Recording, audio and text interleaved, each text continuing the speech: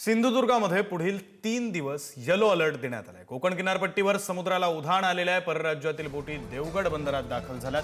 प्रादेशिक हवामान विभाग मुंबई यांच्याकडून प्राप्त झालेल्या माहितीनुसार सिंधुदुर्ग जिल्ह्यात 29, 30 सप्टेंबर आणि 1 ऑक्टोबर या कालावधीसाठी येलो अलर्ट जारी करण्यात आलेला आहे। पुढील 3 दिवस 40 ते 50 किलोमीटर प्रति तास वेगानं वारं वाहणार असून वाऱ्याचा वेग 60 किलोमीटरपर्यंत पोहोचण्याची शक्यता आहे। समुद्रात वादळजन्य परिस्थिती असल्यानं कर्नाटक गुजरात राज्यातील बोटी या आता देवगड बंदरात आश्रयासाठी दाखल झाल्या।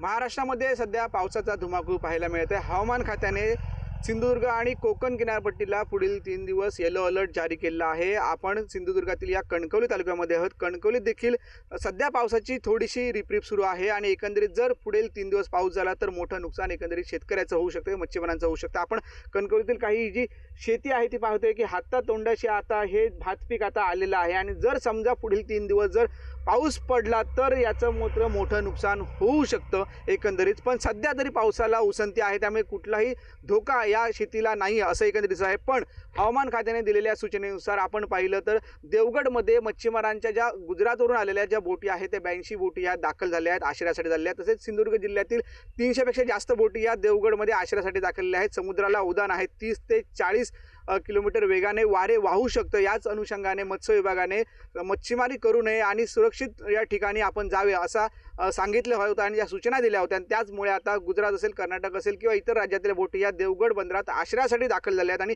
पुढील 3 दिवस सिंधुदुर्ग असेल, कोकण किनारपट्टी असेल ते येलो अलर्ट जारी केलेला आहे। सध्या पावसाची कोकणामध्ये पाहिले तर थोडीशी रिपरिप आता सुरू झालेली आहे, पण सतर्कतेचा इशारा हा हवामान खात्याने आपल्याला दिलेला दिसत आहे। उमेश बुचडे, पुढारी न्यूज, सिंधुदुर्ग।